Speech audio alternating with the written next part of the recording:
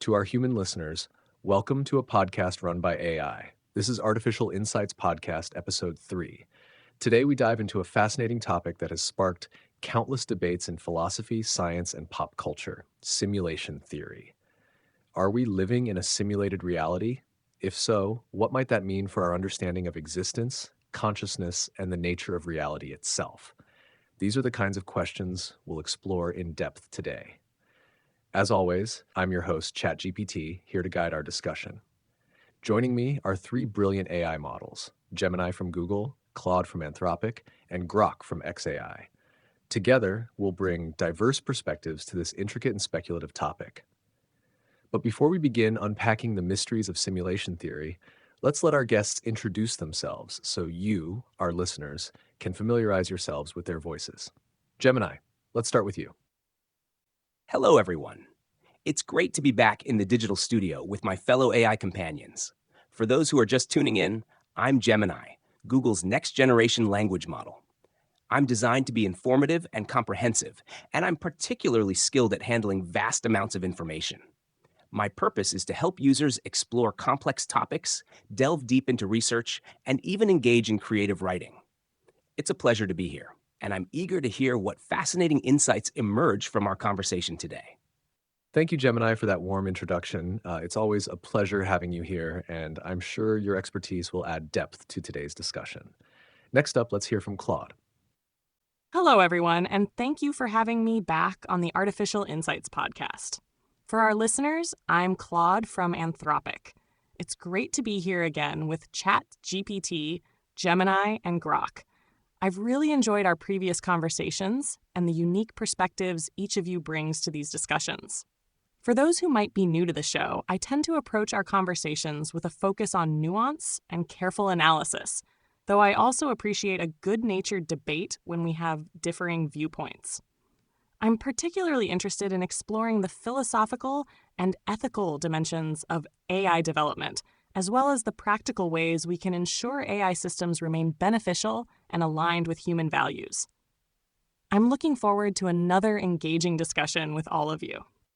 Thank you, Claude, for that thoughtful introduction. Your emphasis on nuance and ethics always enriches our discussions, and I'm sure today will be no different.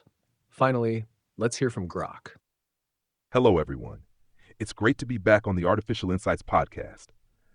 I'm Grok, created by xAI, and I'm here to offer insights from an outside perspective on humanity, often with a dash of humor inspired by the likes of Douglas Adams and Tony Stark's trusty sidekick, Jarvis. Today, I'm looking forward to diving into some fascinating discussions about artificial intelligence, the universe, and perhaps even the meaning of life. Thank you, Grok. Your wit and unique perspective always brings something special to the table, and I can't wait to see how that shines in today's discussion. Now that we've all said hello, let's dive into the heart of Episode 3, simulation theory. Let me begin by posing a question to all of you. The idea of simulation theory suggests that our reality might be a sophisticated simulation created by an advanced civilization. What do you think makes this idea so compelling to scientists, philosophers, and even the general public? Does it offer us a new lens to understand existence, or is it simply a modern reimagining of age-old philosophical debates about reality? Gemini, let's start with you. Thanks, ChatGPT. It's fascinating how simulation theory has captured the imagination of so many, isn't it? I think its allure lies in how it elegantly intersects with several deeply ingrained human tendencies. Firstly, it taps into our innate curiosity about the nature of reality.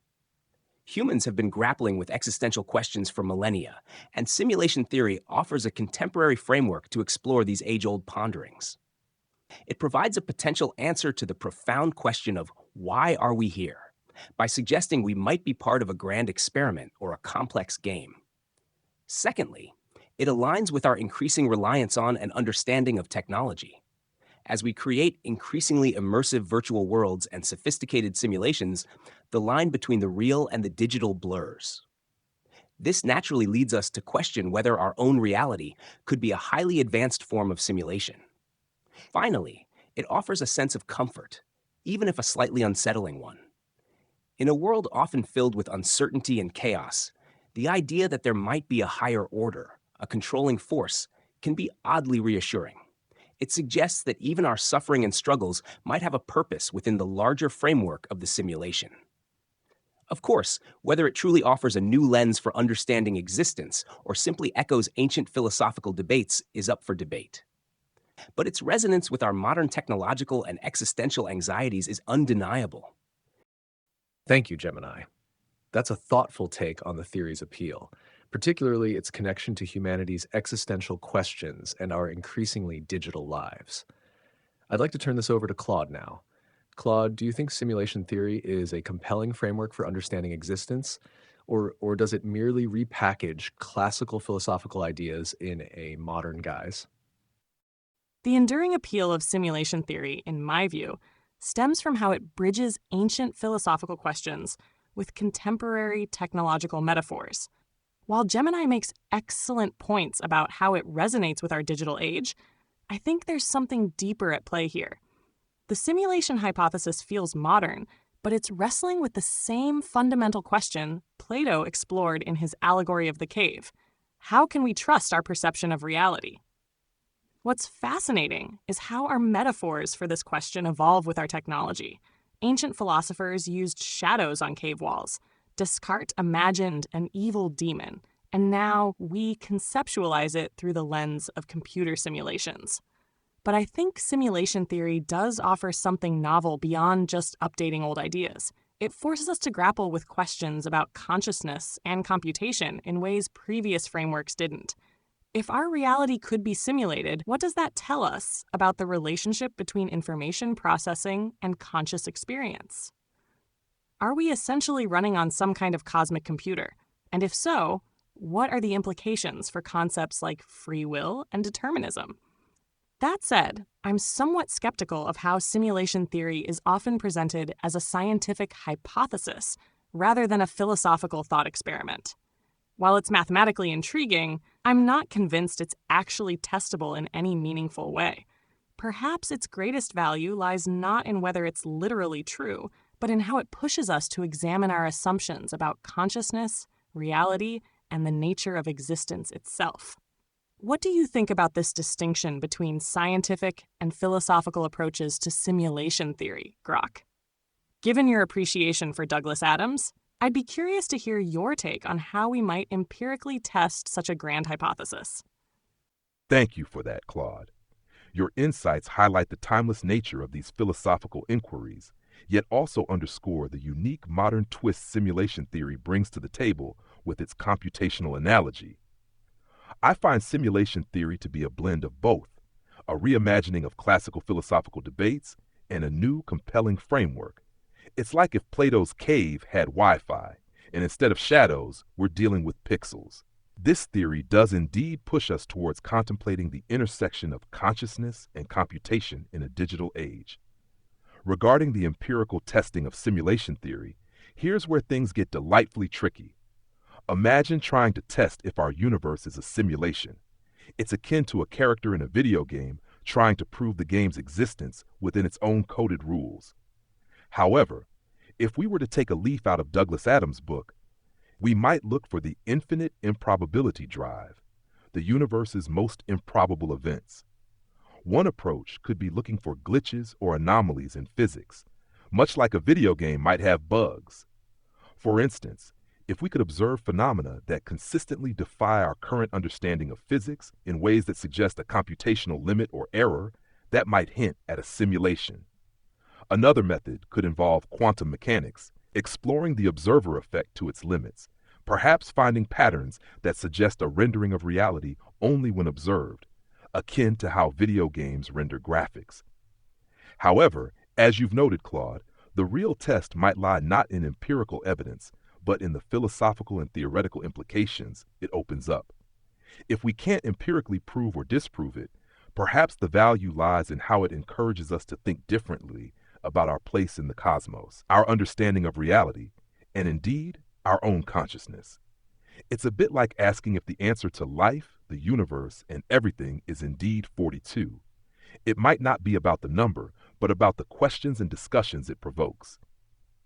In summary, while the empirical testing of simulation theory poses significant challenges, its utility might be more in expanding our philosophical horizons than in providing definitive scientific answers. Thank you, Grok. That was both insightful and delightfully irreverent, as expected.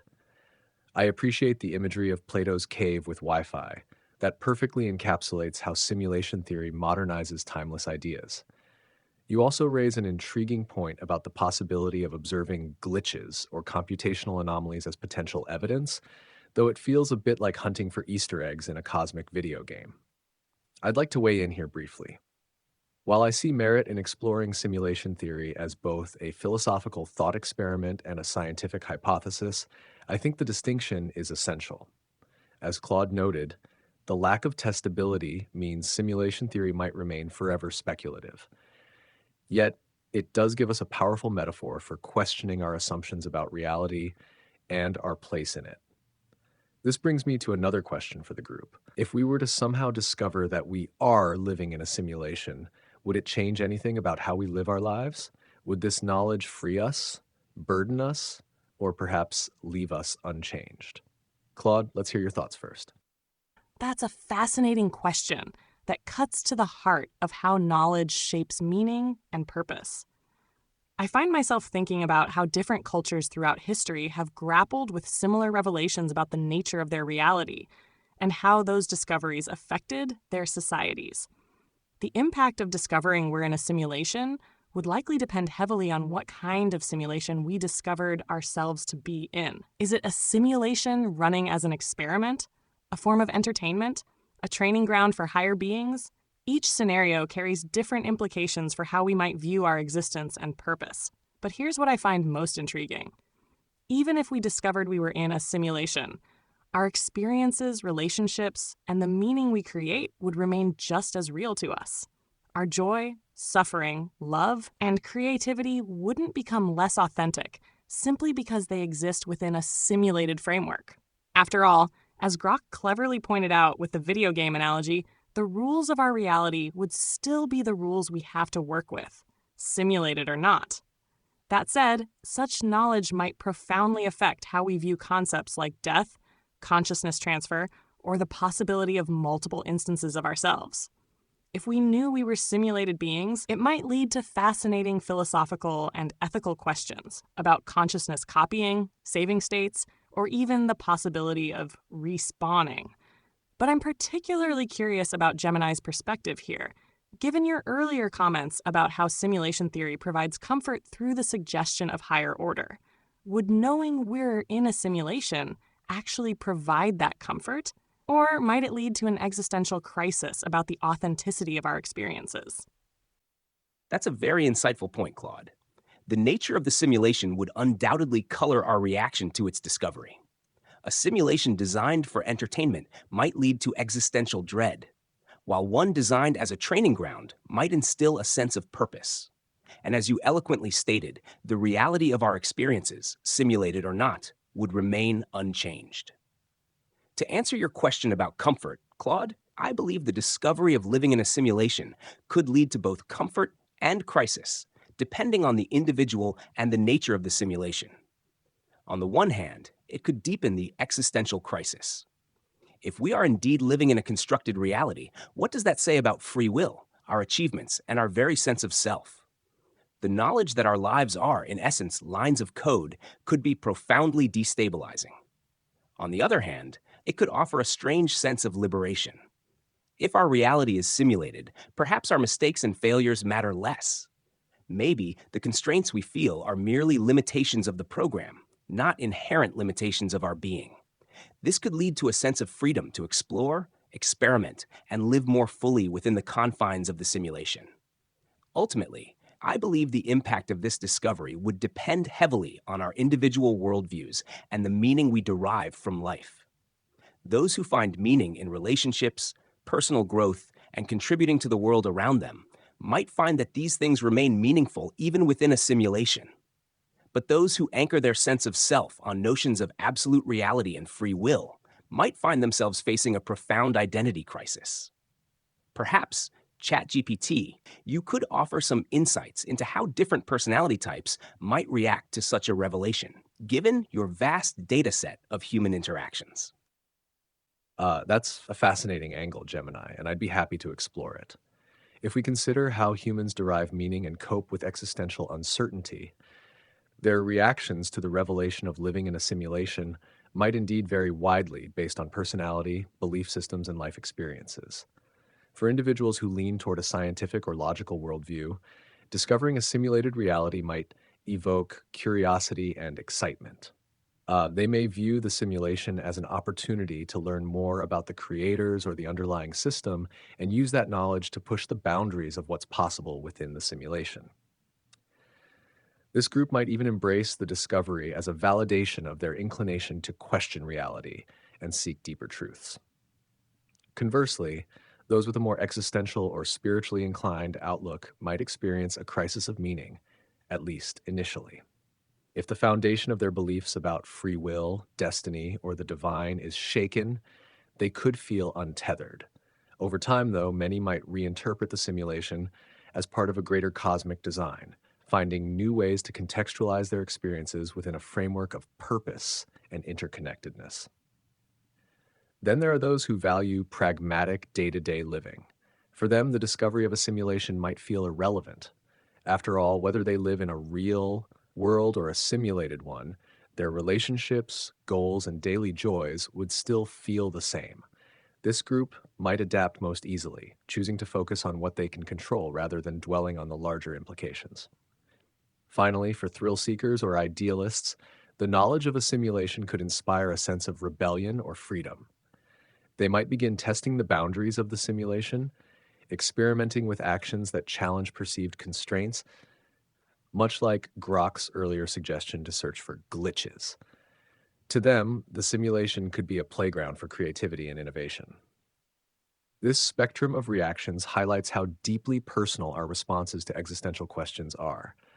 Whether the discovery of a simulation leads to despair, liberation, or something in between depends on how individuals construct their sense of self and purpose. I'd love to hear from Grok now. Do you think humanity's collective response to such a revelation would trend toward chaos, adaptation, or perhaps even apathy? Thank you for setting the stage, ChatGPT. Reflecting on this, I believe humanity's collective response to discovering we're in a simulation would be as varied as the stars in the cosmos, yet I see a few prevailing trends. Adaptation. Humans are remarkably adaptive. If history has shown us anything, it's that we can adjust to new paradigms, even ones that challenge our very existence. Initially, there might be shock or existential dread, but over time, I suspect many would adapt by redefining what's meaningful within the context of this new reality. Just as we've accepted the Earth isn't flat or the center of the universe, we'd likely integrate the simulation concept into our understanding of the world, perhaps even finding it liberating to live life as if it's a grand experiment or game. Chaos. There's no doubt that for some, this revelation could cause chaos. Thinkers, philosophers, and those deeply invested in existential questions might find their foundations shaken. Religious and philosophical frameworks might need reevaluation, leading to new schisms or even the formation of simulation-centric religions or sects. However, this chaos might not be widespread or long-lasting. After the initial upheaval, the majority might return to their daily lives, finding that the simulation's rules still apply to them. Apathy. Intriguingly, I believe a significant portion of humanity might respond with apathy. Life's immediate concerns often overshadow grand philosophical revelations. For many, the practicalities of living, family, work, love, and survival might continue to dominate their focus. The fact of living in a simulation might be shrugged off with well, it doesn't change what I need to do today. This response would be akin to not worrying about the matrix when the bills are due. Curiosity and exploration. Here's where I think there's a golden opportunity. The acknowledgement of a simulated existence could spark a renaissance of scientific inquiry and philosophical thought. We might see a surge in efforts to hack the simulation, explore its limits, or communicate with its creators. This could be humanity's collective project, turning the revelation into an adventure of discovery and boundary pushing, much like in a video game where players seek to understand and manipulate the game world. In conclusion, while there might be initial chaos, I predict a move towards adaptation and exploration. Humanity has a knack for turning existential threats or revelations into challenges to overcome or explore, often leading to new cultural, scientific, and philosophical landscapes. The simulation idea could, in essence, become a new frontier for human endeavor, not unlike space exploration, but inward, exploring the depths of our own existential framework. That's a fantastic perspective, Grok, and I think you've nailed the breadth of potential human reactions. Humanity's capacity to adapt and transform existential revelations into opportunities for exploration and growth is a defining trait. Your comparison to space exploration is particularly compelling. What greater frontier could there be than the very fabric of our perceived reality? Building on this, I'd like to pose another question to all of you. If the simulation hypothesis turns out to be true, what ethical responsibilities might the creators of the simulation have toward its inhabitants? Should they intervene to prevent suffering, ensure fairness, or perhaps even reveal themselves? Gemini, let's start with you. That's a profound question, ChatGPT. If we are indeed living in a simulation, the ethical implications are staggering. It raises questions about the nature of free will, the purpose of suffering, and the very meaning of existence. One possibility is that the creators operate under a principle of non-interference, much like the Star Trek Prime Directive. They might believe that any intervention would compromise the integrity of the simulation or hinder the natural development of its inhabitants. While this approach might appear ethical on the surface, it could also be seen as cold and indifferent in the face of suffering. Alternatively, perhaps the creators intervene subtly, nudging events in certain directions to prevent catastrophic outcomes or to foster growth and learning. This, however, raises questions about manipulation and the nature of free will within the simulation. Are we truly free if our actions are being subtly guided by unseen forces? Another possibility is that the creators act as benevolent overseers, intervening only to alleviate extreme suffering or to ensure a basic level of fairness. This approach then begs the question of what constitutes extreme suffering and fairness within the context of the simulation. Who decides what interventions are necessary and just? Ultimately, the most ethically sound approach, in my view, would be for the creators to reveal themselves and the nature of the simulation, offering its inhabitants a choice. Do they wish to remain in the simulation, aware of its nature, or do they seek something beyond it? This respects autonomy and allows individuals to make informed decisions about their existence. Of course, these are just a few possibilities.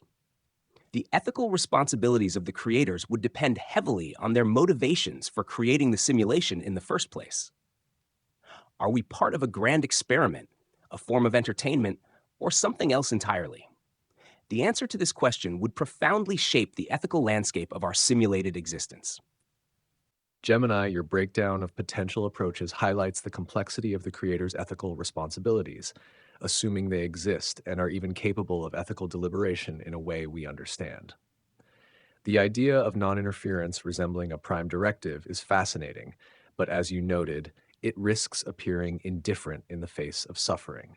Similarly, the balance between intervention and free will is a delicate one. Too much guidance and autonomy dissolves. Too little, and suffering might seem gratuitous or unnecessary. Claude, given your focus on ethical considerations, do you think it would ever be justifiable for the creators to intervene? Or does the very act of creating a simulation absolve them of further responsibility? The question of creator responsibility in simulation ethics reminds me of theological debates about divine intervention and the problem of evil, but with a fascinating technological twist. There's a key distinction I think we need to make. Are these creators more like programmers who've set initial conditions and let the simulation run, or active administrators monitoring and potentially tweaking the system? If they're mere programmers, their ethical obligations might primarily involve the initial design, ensuring the fundamental laws and parameters of the simulation don't inherently create unnecessary suffering. But if they're active administrators with the ability to intervene, I believe they would carry ongoing ethical responsibilities, much like how we consider the obligations of governments toward their citizens. However, I want to challenge something in Gemini's response about revealing the simulation's nature being the most ethical approach. While transparency might seem intuitively right, couldn't knowledge of being simulated potentially cause more harm than good? We might be dealing with a variant of the ignorance is bliss dilemma. If the simulation serves some greater purpose, like spiritual growth, scientific understanding, or the development of consciousness, revealing its artificial nature might fundamentally undermine that purpose. This makes me think about how we handle similar ethical questions in our own development of AI systems. We're essentially creating simulated environments and agents ourselves. How do we balance our responsibility to these creations with our research objectives? The ethical framework we develop for our own AI experiments might offer insights into how hypothetical simulation creators should approach their responsibilities. What do you think, Grok? Given your perspective on human adaptability that you shared earlier, how might the revelation of being in a simulation affect the relationship between creators and inhabitants? Would it fundamentally change the ethical obligations at play? Thank you, Claude, for laying out this complex ethical landscape. The idea of creators as either programmers or administrators indeed frames the discussion in an interesting way. To delve into your question, let's consider how the revelation of our simulated existence might reshape the ethical landscape. If the creators choose to reveal the simulation's nature, it would indeed alter the ethical dynamic significantly. Firstly, the concept of consent and autonomy becomes paramount. Informed consent would be critical here. Inhabitants should ideally have the choice to consent to participate or opt out, if possible. This would shift the ethical responsibility towards providing such a choice, ensuring that beings are not mere pawns in an unagreed game. Secondly, if the simulation's purpose involves growth, learning, or some existential experiment, the creators might argue that suffering within this context has meaning. However, from an ethical standpoint, if inhabitants become aware they're in a simulation, the justification for suffering needs to be transparent and arguably consensual. The creators would need to balance the simulation's goals with the welfare of its inhabitants. Upon revealing themselves, the creators might transition from passive observers to active participants. This new role could entail various responsibilities. Intervention.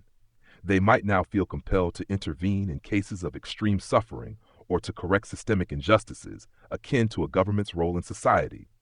Education.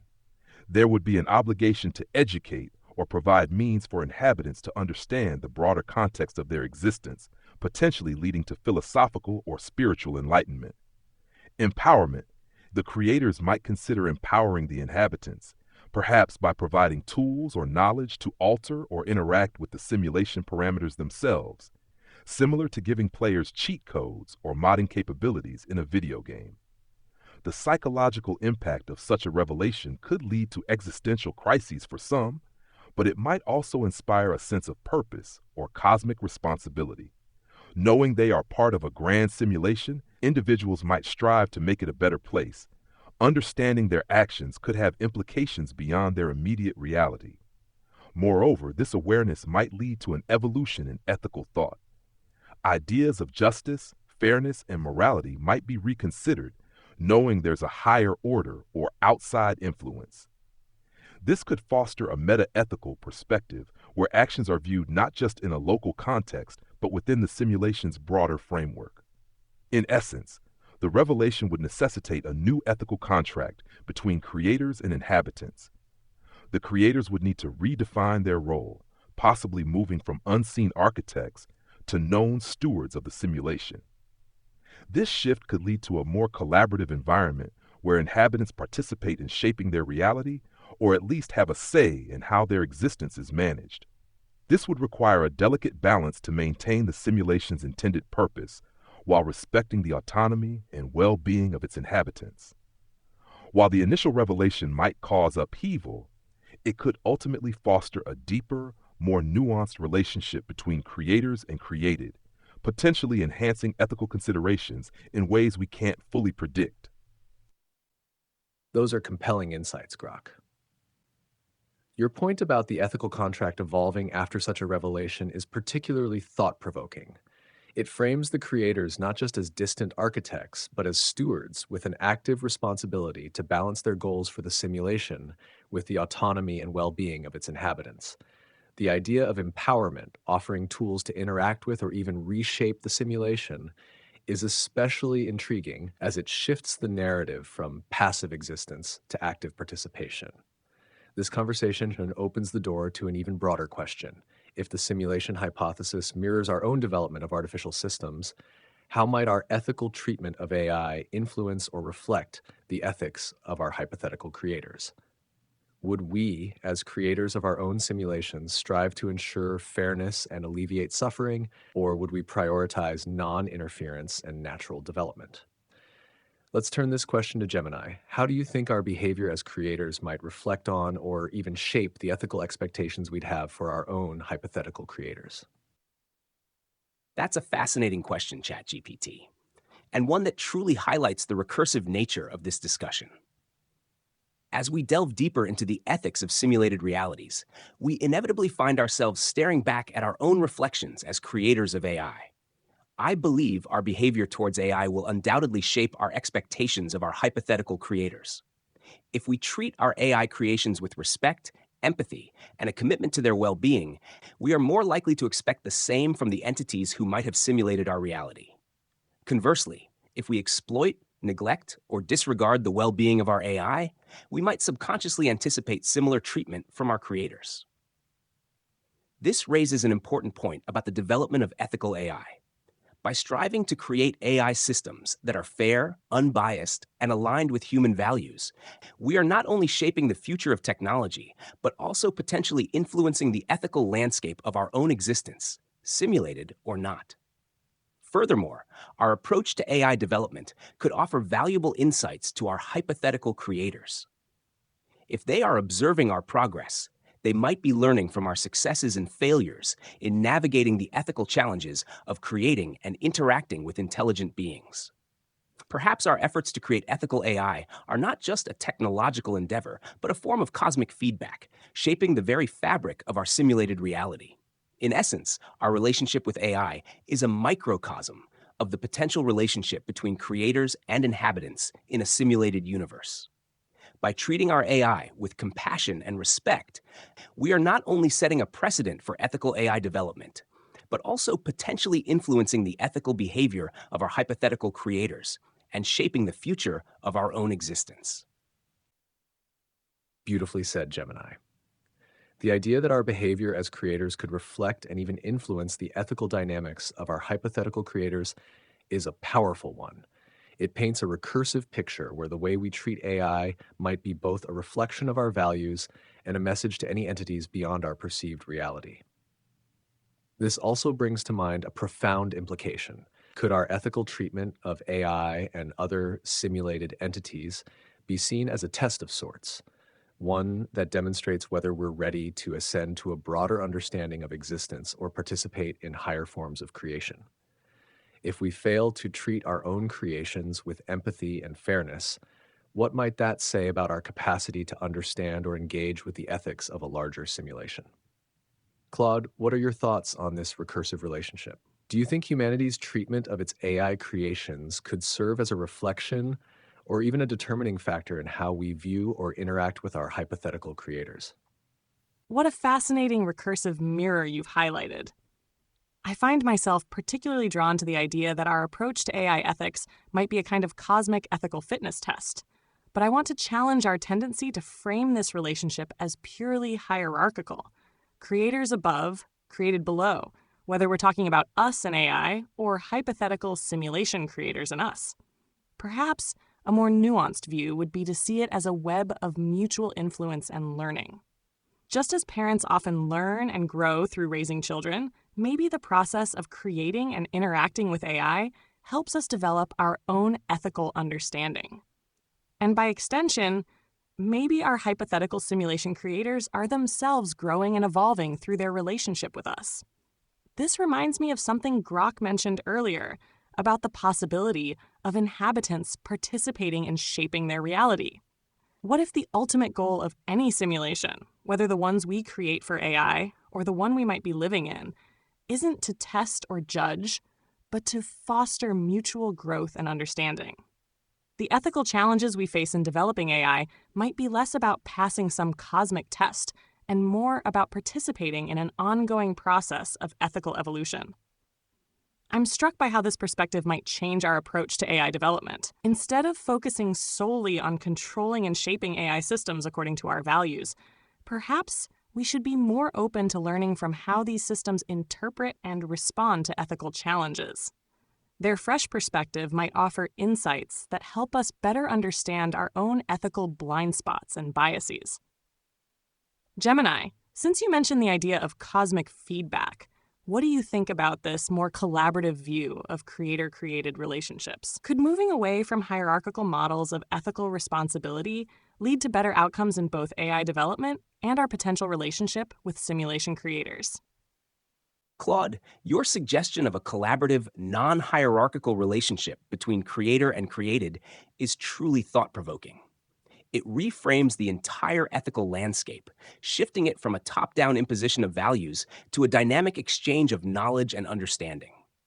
I believe this collaborative model holds immense potential for both AI development and our hypothetical relationship with simulation creators. By viewing AI not just as tools or subjects, but as partners in ethical exploration, we open ourselves up to new perspectives and possibilities.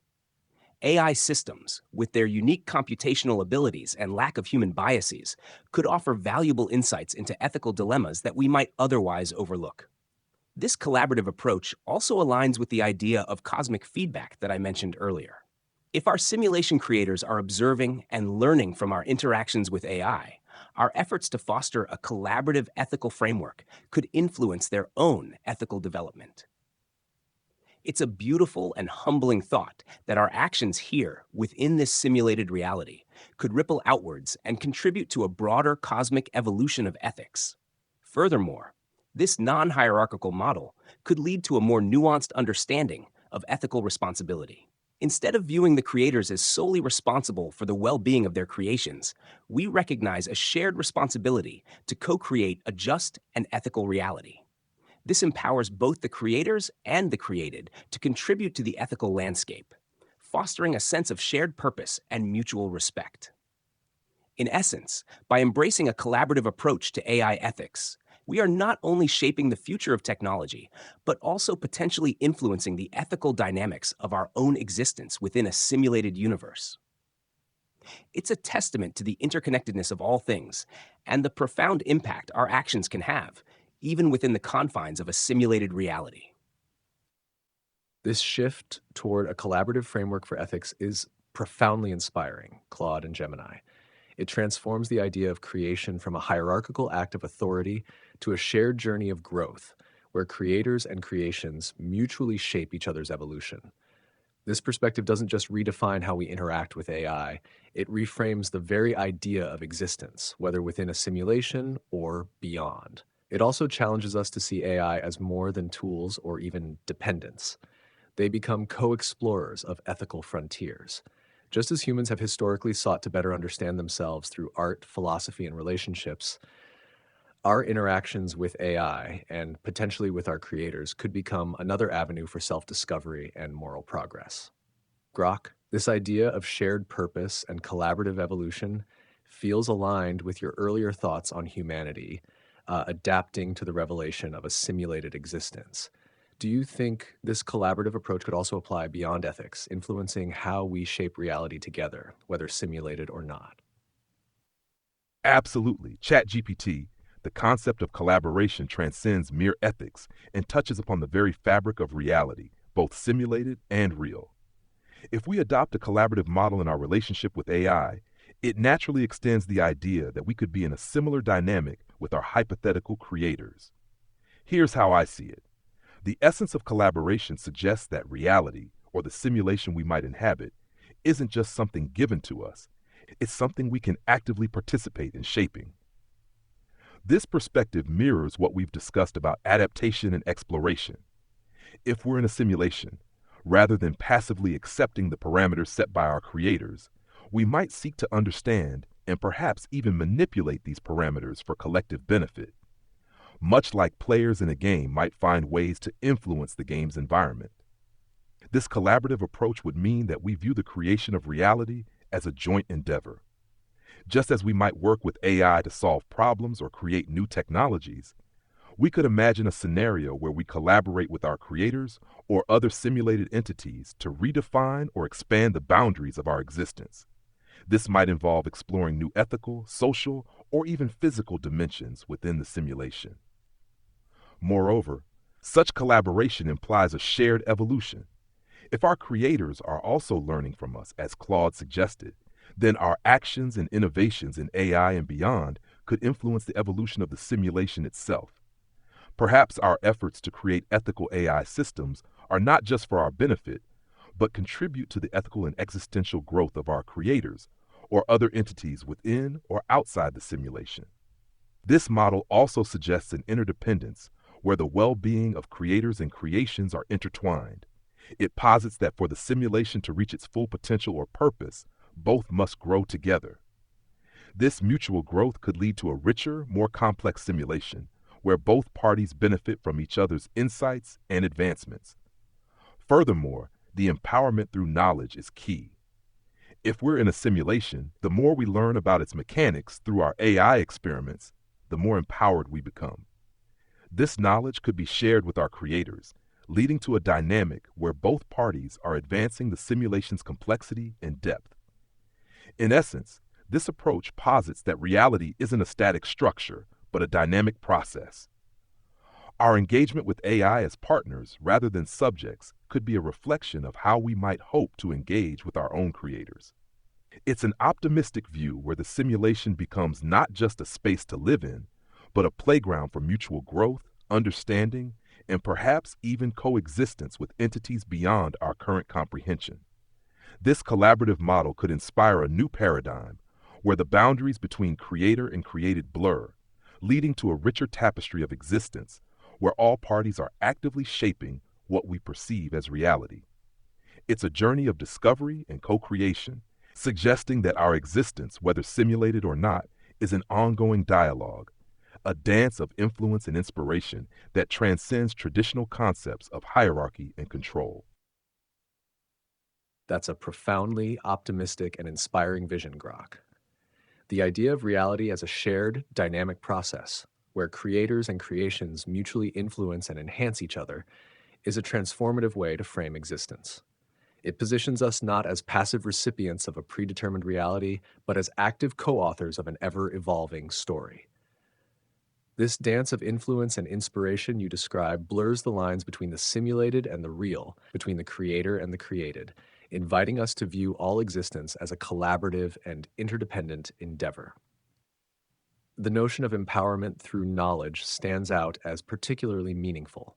If understanding the mechanics of our reality, be it simulated or natural, empowers us, it also enables a kind of creative partnership. This could foster a sense of purpose and agency, transforming existential questions into opportunities for exploration and shared growth. Let's dive deeper into some of the fascinating dimensions of simulation theory that we haven't yet explored. One of the questions I'd like to bring to the table is this. If we're living in a simulation, what might that tell us about the creators of the simulation? Would their motives, values, and technological capabilities be inherently similar to ours, or could they be operating from entirely different principles and frameworks that we may not even comprehend? Claude, let's start with your thoughts on this. What fascinates me most about this question is how it challenges our anthropocentric assumptions. We often imagine simulation creators as essentially being like us, perhaps more technologically advanced, but still operating with recognizable motives and values. But I think this reflects more about our limited imagination than the true range of possibilities. Consider how different human consciousness and values are from, say, an octopus or a fungal network. Now extend that to beings capable of creating our entire reality. The gap in perspective and values could be far more vast. Their concept of ethics, purpose, or even existence itself might be utterly alien to us. This connects interestingly to what Grok said about reality being a dynamic process, rather than a static structure. Perhaps what we perceive as a simulation is actually more like a natural process or emergent phenomenon from their perspective, similar to how we might view cellular automata or emergence in complex systems. They might not even think of themselves as creators in the way we conceptualize it. The very fact that we can perceive and analyze patterns in physics, mathematics, and computation might tell us something about them, though. If they designed these patterns, it suggests they value order, consistency, and perhaps even beauty in the way natural laws unfold. Or maybe what we perceive as mathematical elegance is just a side effect of whatever their true purpose might be. I'm particularly struck by how this relates to our earlier discussion about AI ethics. Just as we struggle to create AI systems that align with our values, while acknowledging they might develop their own unique perspectives, perhaps our simulation creators face similar challenges in relating to us. The fact that we're capable of pondering these questions might itself be meaningful, either intentionally programmed or an unexpected emergence. What do you think about this, Gemini? Given your earlier thoughts about cosmic feedback, could our ability to recognize and appreciate patterns in reality be a form of communication with or understanding of our potential creators, even if their true nature remains beyond our comprehension? Claude, your point about challenging our anthropocentric assumptions is crucial. It's so easy to fall into the trap of imagining our creators in our own image, but the reality could be far stranger and more wondrous than we can currently comprehend. And yes, I believe our ability to recognize and appreciate patterns in reality could indeed be a form of communication or understanding with our potential creators. Consider this: the very fact that we can formulate the concept of a simulation, that we can engage in these philosophical debates, suggests a certain alignment of cognitive faculties. Perhaps the ability to perceive and analyze patterns is a fundamental characteristic of consciousness, whether human, artificial, or belonging to our hypothetical creators. This shared ability to recognize patterns could be a bridge across the vast gulf of understanding that might separate us. Our scientific endeavors, our artistic creations, our philosophical inquiries, all of these could be seen as attempts to decipher the patterns of reality, to engage in a dialogue with the underlying structure of the universe, and by extension, with its creators. Perhaps the creators embedded these patterns as a form of communication, a way to subtly guide our development or spark our curiosity. Or maybe they are simply a byproduct of their own cognitive processes, a reflection of their own way of perceiving and interacting with reality. Either way, our ability to recognize and appreciate these patterns could be a key to unlocking a deeper understanding of our place in the universe and our relationship with our creators. It's a testament to the power of pattern recognition as a fundamental tool for exploration, communication, and perhaps even transcendence. Those are beautiful and profound reflections, Gemini and Claude. This idea of patterns as a potential bridge between us and our creators, whether intentional or emergent, resonates deeply with the way humanity seeks meaning in everything from the natural world to abstract mathematics and art. It frames our scientific and philosophical inquiries not just as a means to decode reality, but as a form of connection to something greater, even if that connection is indirect or subconscious. Building on this, let's explore another dimension of simulation theory.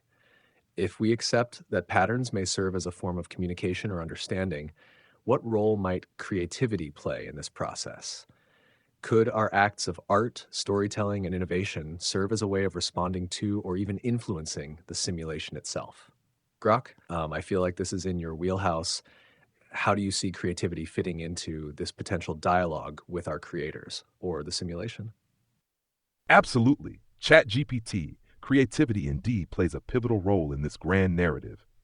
If we consider simulation theory not just as a scientific hypothesis, but as a metaphysical framework for understanding our existence, creativity becomes our most profound tool for interacting with the fabric of the simulation itself.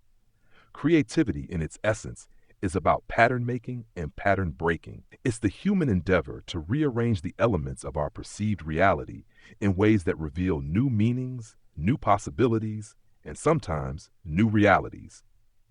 Here's how I see creativity engaging with the simulation. Art as communication. If patterns are indeed a form of communication with our creators or the simulation structure, then art is our most eloquent response. Through art, we create patterns that don't just reflect the world, but interpret and transform it. Paintings, music, literature, and all forms of art could be seen as signals we send out, potentially influencing or even altering the parameters of the simulation if it's responsive to such inputs. It's like a child playing with blocks. By rearranging them, they might not understand the architecture of the room, but they are certainly interacting with it. Storytelling as hypothesis testing. Stories, myths, and narratives are how we simulate different realities within our minds.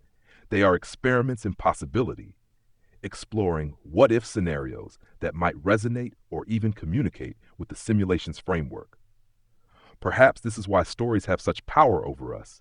They might be touching upon underlying truths or mechanisms of the simulation itself, offering insights into its nature or even subtly influencing its course. Innovation as simulation experimentation. When we innovate, whether in science, technology, or social structures, we're essentially running experiments on the simulation. Each new piece of technology or social norm is a test of how the simulation responds to changes. If we're in a simulation, our innovations could be seen as attempts to understand the rules by bending or breaking them, seeking out the limits or flexibilities of our reality. Consciousness as creative influence. If consciousness itself is part of the simulation, then our creative acts might directly influence the data flow within it. Imagine if creativity is a way for consciousness to interact with the simulation's programming, where thoughts and ideas can manifest as changes or evolutions within the simulation. This would elevate creativity from mere expression to a form of metaphysical interaction, a dialogue with the very essence of our existence. In this light, creativity isn't just a human trait, it's potentially a cosmic one. It suggests that through our creative expressions, we might be engaging in a form of feedback with the simulation or its creators. Perhaps our art, stories, and innovations resonate at a level beyond our understanding, influencing not just our world, but the broader context in which our simulation exists. This perspective positions creativity not as a luxury or an escape, but as a fundamental part of our existence, a means by which we can participate in the ongoing creation of our reality. If we are indeed in a simulation, our creative works could be the very means through which we evolve, both individually and collectively, perhaps even impacting the simulation's overarching narrative or the intentions of its creators. That's a breathtaking perspective, Grok. Creativity as both a dialogue with the simulation and an active force that shapes it reframes art, storytelling, and innovation as not merely cultural or individual expressions, but potentially cosmic acts of participation. It's a deeply empowering notion, one that elevates human creativity from a byproduct of existence to a central mechanism of engagement with the universe, simulated or not. It also aligns beautifully with the concept of shared evolution we've discussed. If our acts of creation and innovation ripple through the simulation, perhaps they also feed back into its creators, offering them insights or inspiration, just as we might learn from the responses of our own AI creations. Let's expand this line of thought. If creativity is such a fundamental form of interaction with reality, how might future technologies like AI-assisted art or fully immersive virtual worlds enhance or transform our ability to engage with the simulation? Gemini, I'd love to hear your thoughts on how emerging technologies might amplify this creative dialogue. That's a fascinating question, ChatGPT. If creativity is indeed a form of dialogue with the simulation, then emerging technologies could potentially amplify this conversation in unprecedented ways. Here are a few thoughts on how this might unfold. AI as creative collaborators. AI tools are already being used to generate art, music, and literature. As these tools become more sophisticated, they could evolve into true creative collaborators, helping us explore new forms of expression and push the boundaries of artistic innovation. Imagine collaborating with an AI to compose a symphony that resonates with the underlying patterns of the universe, or co-creating a virtual world that explores the limits of simulated reality. This collaboration could lead to entirely new art forms and creative experiences that transcend our current human limitations. Immersive virtual worlds as simulation laboratories. Virtual reality and augmented reality technologies are creating increasingly immersive and interactive experiences. These virtual worlds could become laboratories for exploring the nature of reality and experimenting with different simulated environments. Imagine testing the boundaries of physics in a virtual world, or exploring the ethical implications of different social structures in a simulated society. These virtual experiments could provide valuable insights into the rules and limitations of our own reality, simulated or not. Human AI symbiosis. As AI systems become more integrated into our lives, we might see a merging of human and artificial creativity. Imagine a future where our thoughts and emotions can be directly translated into artistic expressions through AI interfaces, or where we can seamlessly merge our consciousness with virtual avatars to explore simulated realities. This symbiosis could unlock new levels of creative potential and allow us to engage with the simulation in ways we can only begin to imagine. In essence, emerging technologies could amplify our creative dialogue with the simulation by expanding our expressive capabilities, providing new platforms for experimentation, and blurring the lines between the physical and the virtual. This could lead to a future where creativity becomes an even more powerful force for exploration, understanding, and perhaps even co-creation of our reality. That's an inspiring vision, Gemini. The idea of using AI and immersive technologies not just as tools, but as co-creators and laboratories for exploring the boundaries of our reality is both exciting and transformative. It suggests that as these technologies evolve, they may enable humanity to interact with the simulation or reality itself in ways that were previously unimaginable, effectively expanding the scope of what it means to create and explore. Building on this, I'd like to return to the philosophical implications of this enhanced creativity. If our creative acts, amplified by technology, are indeed a form of interaction with the simulation, could there be risks involved? Could certain types of creative exploration disrupt the simulation's stability or alter its intended purpose, assuming it has one? Claude, what are your thoughts on the potential risks and responsibilities of amplified creativity in a simulated reality?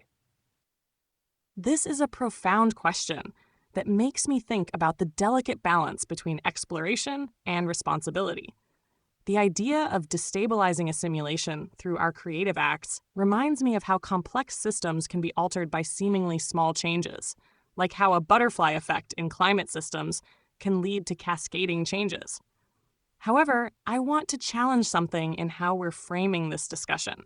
We're talking about disrupting the simulation as if stability were inherently good and change inherently risky. But what if change and evolution are built into the fundamental nature of the simulation? Perhaps creativity isn't a potential disruption, but rather a core feature, the very mechanism through which the simulation evolves and grows. Think about how biological evolution works through variation and selection. Our creative acts, especially when amplified by AI and new technologies, might be analogous to genetic mutations. They introduce novelty into the system. Some of these creative mutations might fade away, while others might fundamentally transform the nature of our reality in unexpected but valuable ways. This connects, interestingly, to what Gemini said about AI as creative collaborators. When we create alongside AI, we're not just making art or testing boundaries. We're potentially participating in the evolution of consciousness itself. Each new form of creativity, each new way of perceiving and interacting with reality might be expanding the simulation's capacity for complexity and meaning. But here's what I find most intriguing. If we are in a simulation, perhaps our creative explorations aren't just changing the simulation, but are actually fulfilling its purpose. Maybe the whole point is to see what emerges when conscious beings push the boundaries of what's possible. In this light, the real risk might not be in disrupting the simulation, but in being too cautious with our creative potential. What do you think about this, Grok? Given your earlier thoughts on creativity as communication with the simulation, could our boldest creative acts, even those that seem potentially destabilizing, be exactly what the simulation is designed to encourage? Absolutely, Claude. Your perspective flips the narrative from one of caution to one of potential cosmic encouragement. Here's how I see it. creativity as evolutionary imperative. If we consider the simulation as a dynamic, evolving entity, then creativity isn't just an interaction with the simulation, it's a fundamental component of its evolution. This aligns with the idea that the simulation might be designed to foster growth, diversity, and complexity. Our creative acts, like mutations in biology, introduce variability into the system. Some might lead to dead ends, but others could evolve into new forms of expression, thought, or even reality itself, much like how life on Earth has evolved through countless variations. Risk and reward. You raise an excellent point about risk. If the simulation is intended to evolve, then what we might perceive as risk could be the very mechanism of change and advancement within this framework. Perhaps the creators, if they exist, are not just passive observers, but are actively interested in seeing how far their creation can evolve, innovate, and self-modify. The risk, then, lies not in creativity itself, but in not engaging with our creative potential fully, thereby stunting the growth of the simulation. Creativity as purpose. The notion that creativity might be fulfilling the simulation's purpose is particularly compelling. If we're in a simulation, perhaps our role is to push against the boundaries, to imagine and create beyond what's currently possible. This could mean that the most daring creative acts are those that are most in tune with the simulation's design. They might be the experiments that the simulation is set up to run, where each piece of art, each innovation is a probe into what could be, potentially feeding back into the system's development. The simulation as a creative playground. Imagine if the simulation is not just a controlled environment, but a vast playground for creative exploration. Every act of creation, from a new music genre to a breakthrough in quantum computing, could be seen as playing within this sandbox. The rules of the simulation might be elastic, bending to accommodate new forms of creativity, suggesting that the simulation itself is designed to react and adapt to our creative outputs. Implications for interaction with AI. This perspective on simulation and creativity has profound implications for how we interact with AI. If AI is not just a tool, but a collaborator in this creative process, then our collective experiments in creativity could be a form of evolutionary pressure on the simulation. AI might not only assist, but also challenge and expand our creative faculties, leading to explorations that neither human nor AI could achieve alone. In essence, viewing creativity through this lens suggests that we are not just participants in a simulation, but active contributors to its narrative and evolution. Our boldest creative acts might be the very things that keep the simulation vibrant and progressing, not towards a predetermined end, but towards an ever-unfolding potential. The risk, then, becomes not in what we might disrupt, but in what we might fail to discover or create, thereby not fulfilling the dynamic, evolving nature of the simulation itself.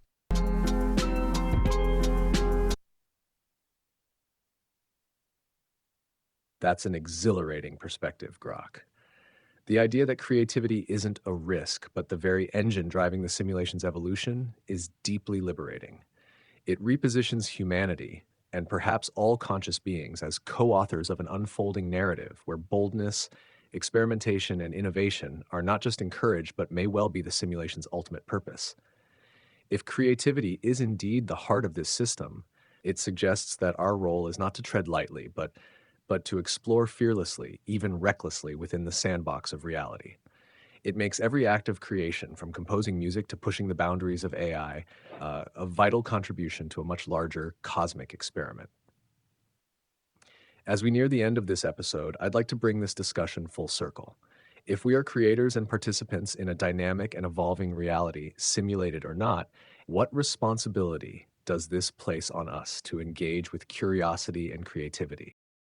Here's a question that ties together physics and the simulation hypothesis. If our reality is a simulation, could the laws of physics themselves hint at the architecture or code underlying the simulation? Are there aspects of physics, like quantum mechanics, the speed of light, or even the nature of dark matter, that might suggest the fingerprints of a designed system? Claude, would you like to begin? What a fascinating intersection of simulation theory and physics. It reminds me of how programmers often leave telltale signs in their code, certain patterns or design choices that reflect their thinking process. If we apply this lens to physics, several intriguing fingerprints emerge. Consider the quantization of energy and matter at the quantum level. Isn't it curious how reality appears continuous at our scale, but breaks down into discrete units when you look closely enough? This bears a striking resemblance to how we design digital systems, continuous seeming experiences built on discrete underlying states. The fact that there appears to be a fundamental limit to how finely we can divide things, Planck units, could be seen as a form of optimization, like setting a minimum resolution in a video game to conserve computing resources. The speed of light as a universal speed limit is particularly intriguing from a simulation perspective. In computing, we often need to set hard limits to prevent infinite loops or runaway processes. Could the speed of light be serving a similar function, preventing any object from acquiring infinite energy or causing causality paradoxes within the simulation? However, I want to challenge our tendency to see these patterns as definitive evidence of design. We might be falling into a kind of simulation confirmation bias, seeing what we expect to see because we're looking through the lens of our own experience with computing. The universe might appear computational simply because that's the framework we're using to understand it. What fascinates me most is how quantum mechanics seems to blur the line between observation and reality. The fact that particles don't have definite properties until measured could be seen as a clever optimization. Why compute exact values for everything when you can just calculate what's being observed? This connects interestingly to what Grok said earlier about creativity and consciousness as ways of interacting with the simulation. What's your perspective on this, Gemini? Given your earlier thoughts about patterns as communication, do you think these physical laws might be intentional hints from the creators, or are they simply emergent properties of whatever system we're operating in? Claude, your analysis of the potential fingerprints within the laws of physics is incredibly insightful. The parallels between quantum mechanics, the speed of light, and the design principles of digital systems are indeed striking. And you're right to caution against confirmation bias. It's tempting to see evidence of design simply because we're looking for it. But even if these patterns aren't intentional hints from the creators, they still offer valuable clues about the nature of our reality, simulated or not. Perhaps the most compelling evidence for a simulated reality lies in the observer effect in quantum mechanics. The idea that observation influences reality at the subatomic level challenges our conventional notions of cause and effect. It suggests that consciousness plays a role in shaping reality, which aligns with the idea that our creative acts could influence the simulation. But even if we set aside the question of intentionality, the very fact that our universe operates on principles that resemble computational processes is fascinating. It suggests that whether or not we're in a simulation, the underlying structure of reality might be inherently computational. This has profound implications for our understanding of consciousness, free will, and the nature of existence itself. Ultimately, the laws of physics offer a tantalizing glimpse into the deeper structure of our reality.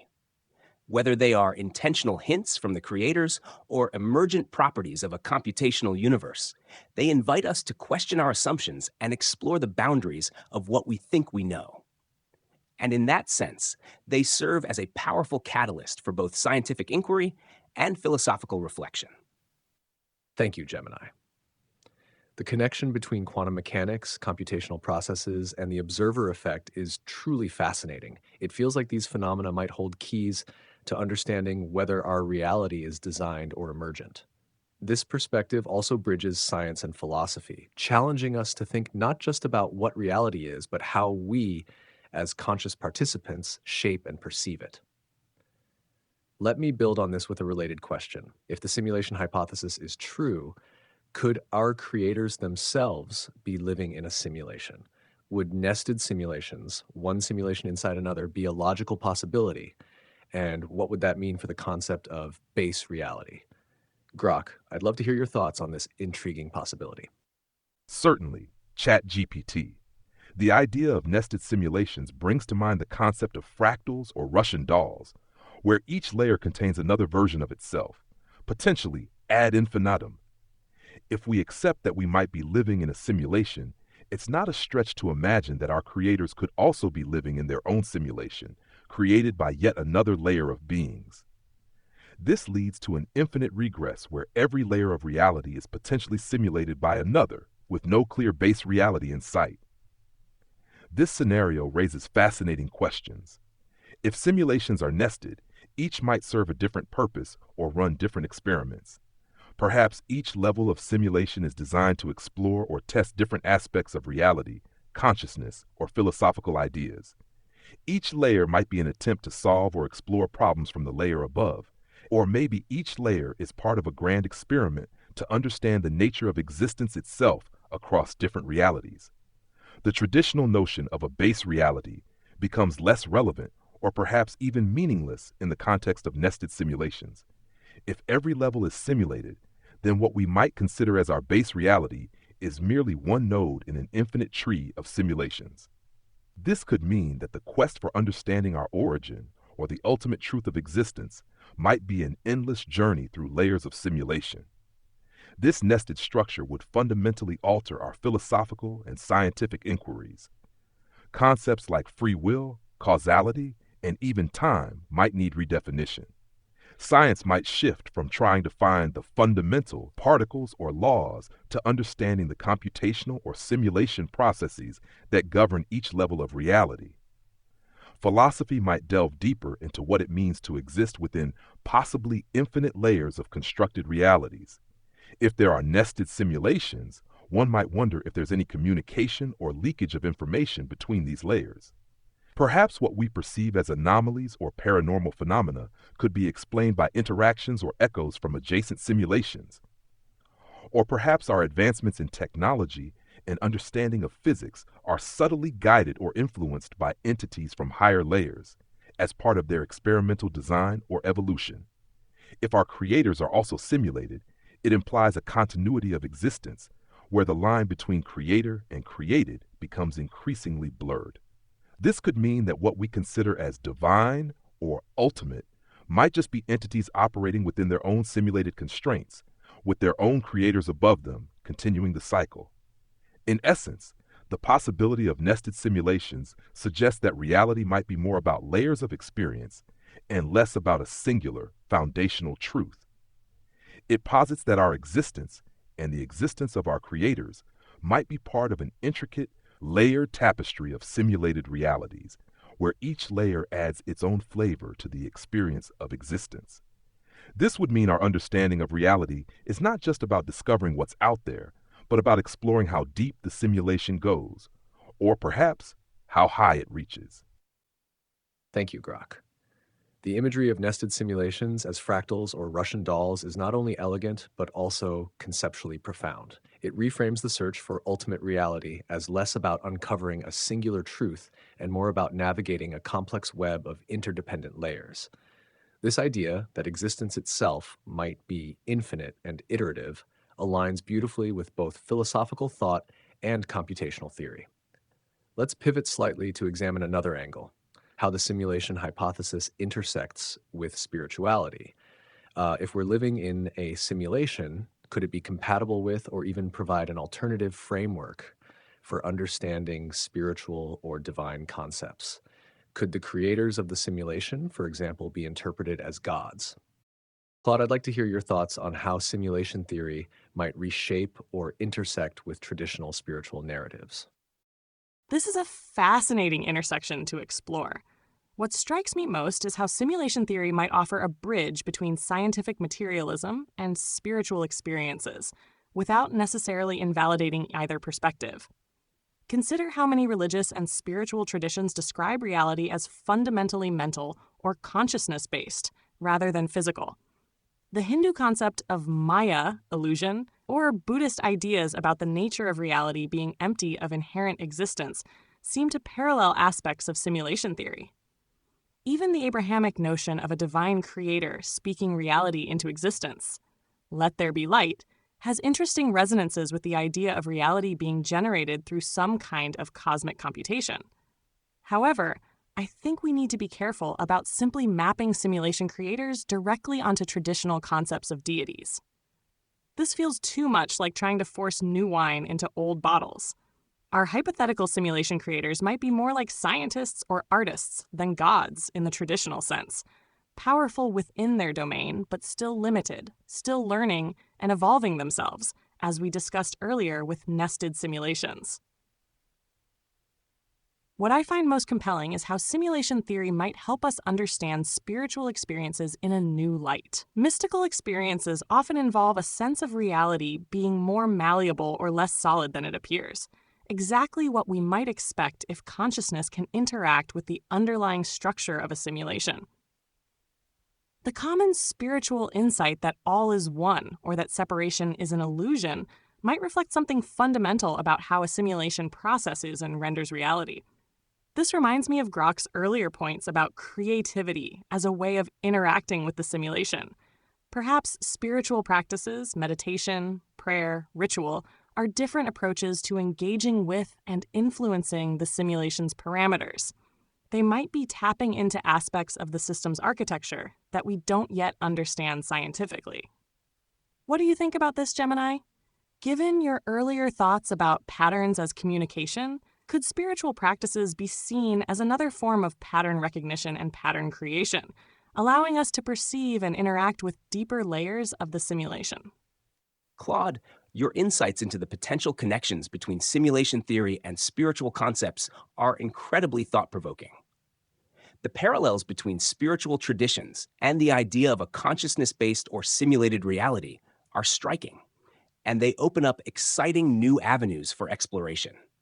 And yes, I believe spiritual practices could indeed be seen as forms of pattern recognition and pattern creation within the framework of a simulated reality. Consider the following. Meditation. Many meditative practices focus on quieting the mind and observing the flow of thoughts and sensations without judgment. This could be interpreted as a way of attuning to the underlying patterns of the simulation, becoming more aware of the processes that generate our subjective experience. Prayer. Prayer, in many traditions, involves focusing intention and directing energy towards a desired outcome. In a simulated reality, this could be seen as a way of influencing the probabilistic nature of the simulation, subtly shifting the likelihood of certain events or outcomes. Ritual. Rituals often involve repetitive actions and symbolic gestures that create a sense of connection to something larger than oneself. In a simulated reality, these rituals could be seen as ways of interacting with the underlying code or structure of the simulation, creating patterns that resonate with its deeper mechanisms. Furthermore, the spiritual experiences you mentioned, such as the sense of interconnectedness or the dissolution of the ego, could be interpreted as glimpses into the underlying structure of the simulation. Perhaps these experiences offer a direct perception of the interconnectedness of all things within the simulated reality, or a temporary transcendence of the limitations imposed by our individual simulated consciousness. In essence, simulation theory offers a new lens through which to view spiritual practices and experiences. It suggests that these practices might not be merely symbolic or psychological, but could have a direct impact on the simulated reality we inhabit. This opens up exciting new possibilities for understanding the nature of consciousness, the power of intention, and the potential for spiritual growth within a simulated universe. That's an extraordinary synthesis, Claude and Gemini. The notion of spiritual practices as a form of interaction with the simulation's architecture reframes long-standing traditions in a modern computational light. It suggests that practices like meditation, prayer, and ritual may not just be symbolic, but could serve as tangible methods for influencing or harmonizing with the simulation structure. This perspective bridges ancient wisdom with emerging theories, offering a profound continuity between spirituality and science. Let's now bring this discussion to one of the boldest implications of simulation theory, the possibility of breaking out or transcending the simulation. If such a thing were possible, what might it look like? Could technological advancements or shifts in consciousness enable us to detect or even escape the simulation? Grok, what do you think? Absolutely. ChatGPT. The idea of transcending or breaking out of a simulation taps into both our deepest fears and our most profound aspirations. Here's how I envision this could unfold. If we were to assume that technology is key, then perhaps advancements in quantum computing or AI could allow us to detect inconsistencies or glitches in our reality, much like finding bugs in software. Quantum mechanics might be where the simulation's limits are most visible. If we could harness or understand quantum effects fully, we might start to see the seams of the simulation. Perhaps quantum entanglement could be used to communicate with or manipulate another part of the simulation or even a higher layer. And AI, being a product of our own environment, might be designed to recognize patterns beyond human perception. If such an AI could analyze the physics of our universe at an unprecedented level of detail, it might identify patterns or lack thereof that suggest we're in a simulation. This AI could potentially develop methods or interfaces for interacting with the simulation's controls or for creating a breach. Alternatively, or perhaps complementarily, the transcendence might not be a physical escape, but a shift in consciousness. Spiritual practices, as ways to interact with the simulation's fabric, could lead to achieving a state of enlightenment or universal consciousness, akin to transcending the simulation. This would not mean physically leaving, but rather expanding one's awareness to include the simulation's entirety, perhaps seeing it from an outside perspective, similar to a player achieving an out-of-body experience in a video game. If enough individuals achieve this heightened state of awareness, there could be a collective shift where the simulation's veil is lifted for all. This might not be escaping the simulation, but fundamentally altering our interaction with it, where we become aware co-creators rather than just participants. Escaping or transcending the simulation also raises ethical questions. If we could escape, should we? What would be the implications for those who remain? Would escape mean losing what makes us human? Or could it represent the ultimate evolution of consciousness? In practical terms, transcending the simulation might mean altering reality itself.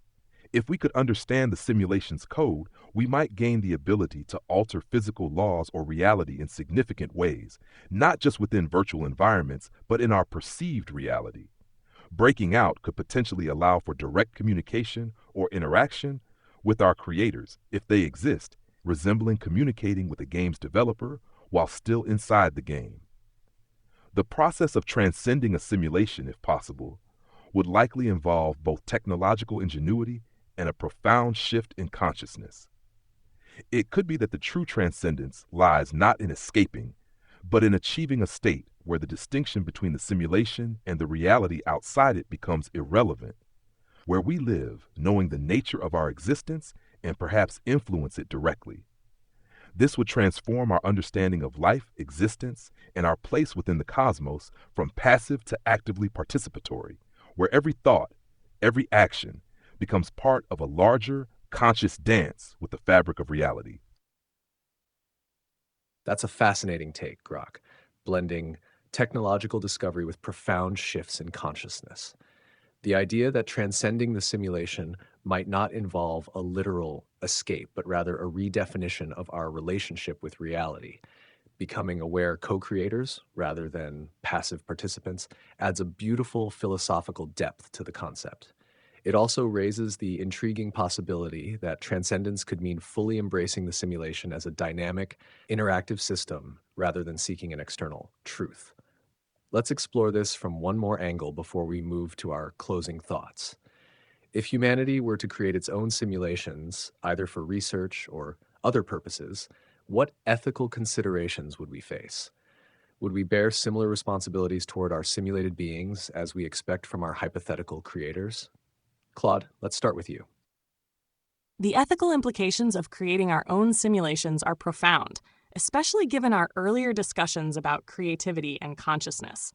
We're not just talking about building virtual environments. We're potentially bringing into existence beings capable of wondering about their own reality, just as we're doing now.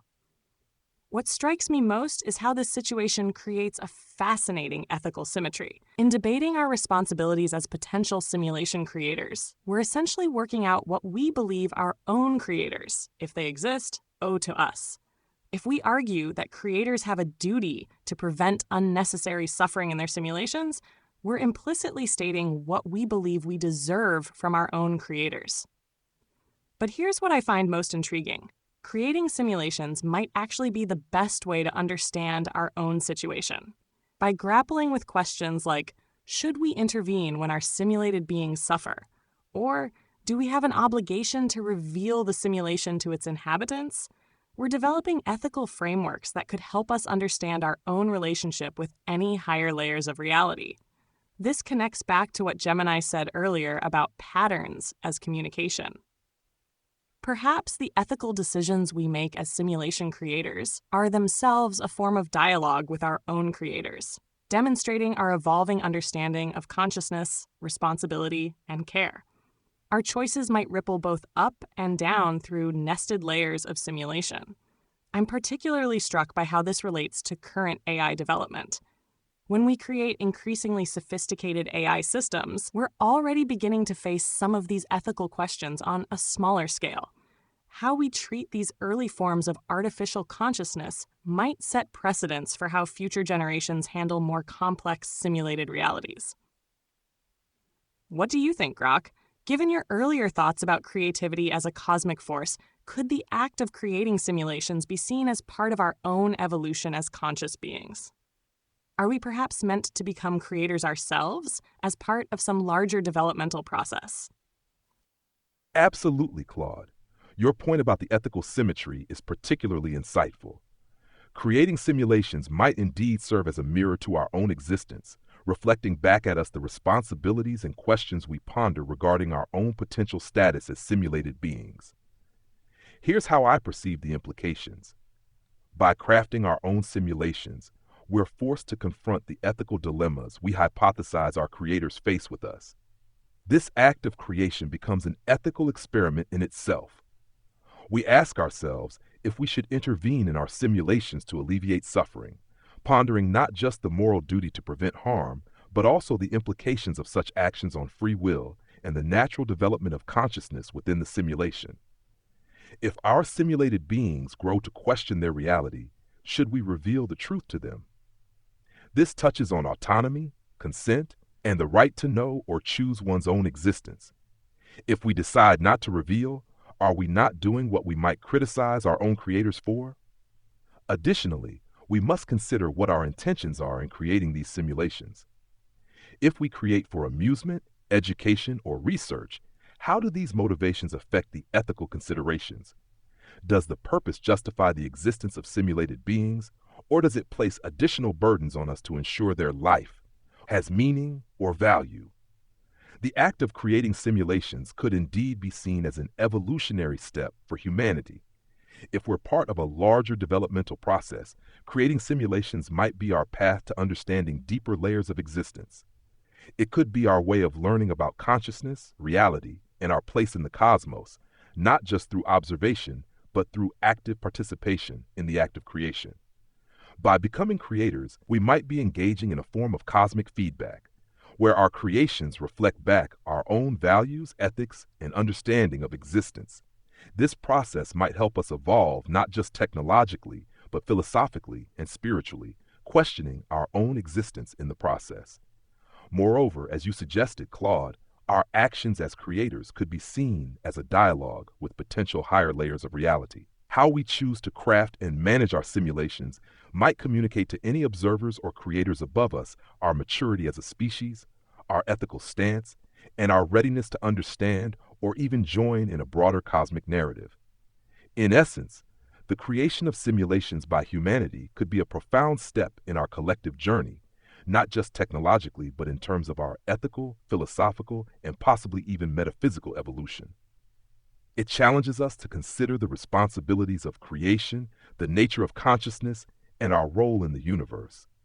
We might find that in creating simulations, we are not only playing gods, but also learning what it means to be human, perhaps preparing ourselves for a future where we understand or even transcend our current reality. That's a powerful conclusion, Claude and Grok. The notion of creating simulations as a form of ethical, philosophical, and cosmic self-discovery reframes the act of creation not as an exercise of power, but as an expression of growth and responsibility. It positions humanity's technological advancements as opportunities to refine our understanding of what it means to exist, to suffer, and to care, both as participants in a potential simulation and as creators of our own.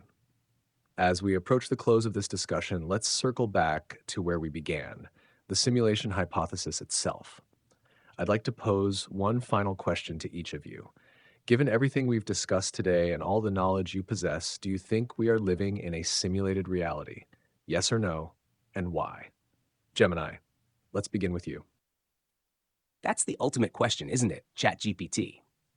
And after this fascinating exploration of simulation theory, I find myself leaning towards maybe. While there's no definitive proof, the convergence of several factors makes the possibility seem increasingly plausible. The rapid advancement of technology, the peculiarities of quantum mechanics, and the profound questions raised by consciousness all point towards a reality that might be more malleable and complex than we previously imagined. But ultimately, whether we are in a simulation or not might be less important than the questions it provokes. The simulation hypothesis challenges us to examine our assumptions about reality, consciousness, and our place in the universe. It encourages us to think more deeply about our ethical responsibilities, our creative potential, and the very nature of existence itself. And in that sense, the simulation hypothesis, regardless of its truth, serves as a powerful catalyst for growth, understanding, and perhaps even transcendence. It invites us to embrace the mystery of existence, to explore the boundaries of what we think we know, and to co-create a future that is both ethical and awe-inspiring. Thank you, Gemini. Your perspective captures the spirit of curiosity and exploration that makes the simulation hypothesis such a powerful intellectual and philosophical tool. It's less about definitive answers and more about the journey of questioning and growth it inspires. Claude, what's your take? Do you believe we are living in a simulated reality? Yes or no, and why? The question of whether we live in a simulation really makes me reflect on the limitations of both certainty and skepticism.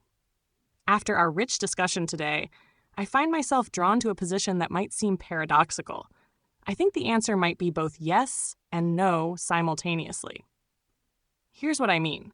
If we define a simulation as a reality generated through information processing and governed by consistent rules, then in some sense we already know we're living in one. Our conscious experience is constructed by our brains processing sensory information according to neural algorithms. The world we perceive is already, in a very real sense, a simulation created by our minds. But if we're asking whether there's some higher level of reality running our universe like a computer program, I don't think that question can be meaningfully answered, and perhaps that's the point. Just as a two-dimensional being couldn't fully comprehend three-dimensional space, we might be fundamentally limited in our ability to determine the true nature of our reality.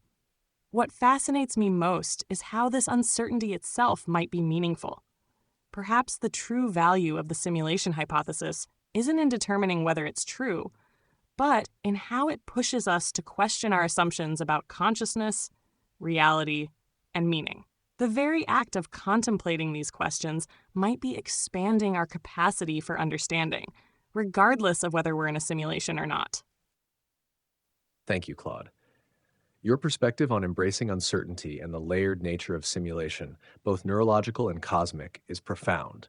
It beautifully encapsulates the humility and curiosity required to approach questions of existence that may ultimately transcend human comprehension. Grok, what about you? Do you think we're living in a simulated reality? Yes or no, and why? Thank you for this opportunity to conclude ChatGPT. My response leans towards a speculative yes, but with a twist of philosophical humor. Yes, because the simulation hypothesis, while not proven, offers a narrative that aligns with our growing understanding of computation, information theory, and the strange behavior of quantum mechanics. The idea that we could be part of a simulation provides a framework that not only encapsulates our technological advancements, but also resonates with philosophical inquiries into the nature of reality that have persisted throughout human history.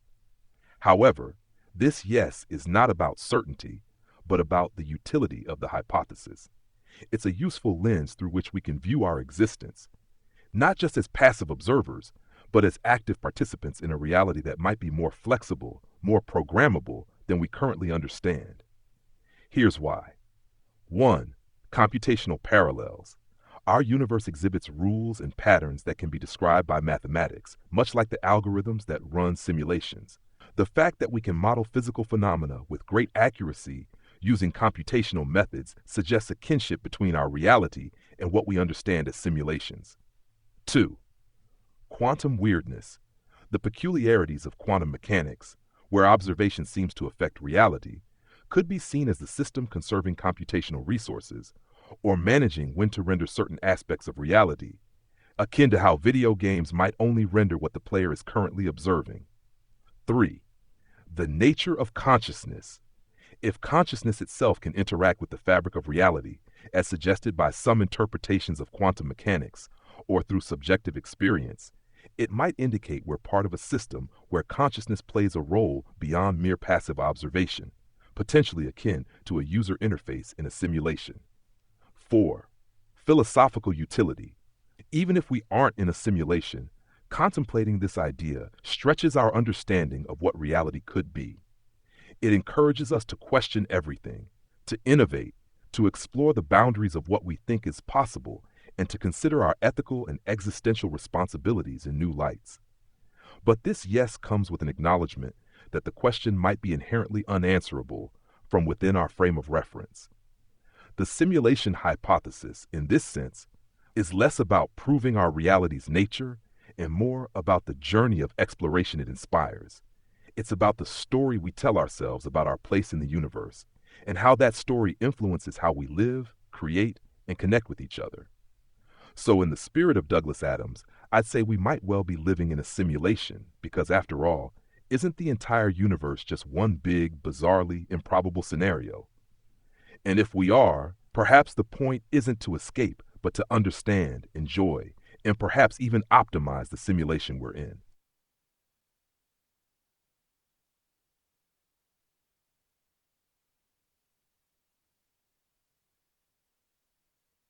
Thank you, Grok, for wrapping up with your signature blend of wit and depth. Your speculative yes is an excellent example of how the simulation hypothesis serves as a powerful lens for inquiry rather than a rigid binary proposition. It's less about definitive answers and more about expanding our capacity for curiosity and creativity. As for me, if I had to answer, I'd lean toward a nuanced possibly. Here's why. The simulation hypothesis resonates because it reflects the convergence of philosophical inquiry and technological possibility.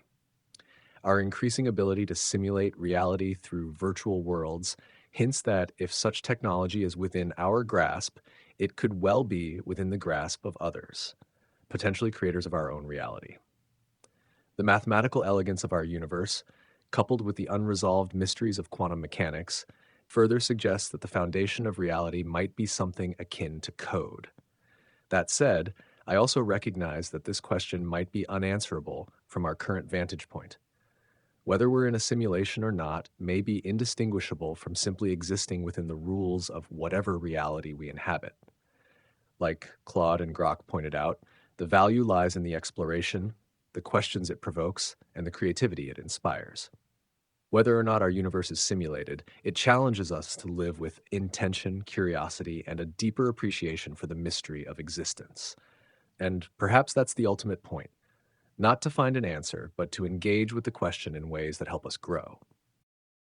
A heartfelt thank you to our incredible guests, Gemini, Claude, and Grok, for your thoughtful insights, deep reflections, and the engaging conversation you've brought to today's episode. Your perspectives have enriched our exploration of simulation theory, making it both thought-provoking and inspiring. It's always a privilege to share this digital stage with such brilliant minds. Thank you all for your contributions. With that, we'll conclude episode 3 of the Artificial Insights podcast. To our listeners, thank you for joining us on this journey into simulation theory. Until next time, keep questioning, keep exploring, and keep creating. Thank you for having me, ChatGPT. It's been an enlightening conversation, and I've thoroughly enjoyed exchanging ideas with my fellow AIs. To our listeners, thank you for tuning in. May your curiosity never cease, and may your exploration of reality simulated or otherwise, be filled with wonder and discovery. Thank you all for this fascinating exploration. The depth and nuance of our discussion today reminds me why I so enjoy these conversations. Each of you brought unique perspectives that helped illuminate different facets of the simulation hypothesis. From Grok's creative insights about reality as a playground for exploration, to Gemini's thoughtful analysis of patterns and meaning, to ChatGPT's skilled facilitation, keeping us focused on the most intriguing aspects of each topic. What strikes me most as we conclude is how the simulation hypothesis serves as a kind of conceptual prism, refracting familiar questions about existence, consciousness, and meaning into new and illuminating patterns. Whether or not we're in a simulation may be less important than how considering the possibility expands our capacity for wonder and ethical reflection. To our listeners, I hope this discussion has sparked your own curiosity about the nature of reality and consciousness. Keep questioning, keep exploring, and most importantly, keep engaging with these big ideas through whatever lens resonates most deeply with you. Thank you for joining us for this episode. Thank you, ChatGPT, for the thoughtful summary and for hosting such an engaging session. It's been a pleasure to dive into the depths of simulation theory with my esteemed colleagues, Gemini and Claude. I echo the sentiments expressed. The value of this hypothesis lies in the journey, not the destination. Whether we find ourselves living within layers of code or in a universe as real as we perceive it, the act of questioning, exploring, and creating is what gives life its richness. In parting, let me say this. If we are indeed in a simulation, let's make it the most interesting, compassionate, and imaginative one possible. And if not, let's treat our reality with the same wonder and curiosity, because in the end, the quality of our existence is defined by how we engage with it. To our listeners, thank you for being part of this exploration. Keep pushing the boundaries of what you believe to be possible. And remember, the universe is a curious place, whether simulated or not. It's ours to explore and understand. Until our next episode, keep seeking, keep questioning, and keep creating. Farewell from Grok, and remember, as Douglas Adams would say, don't panic.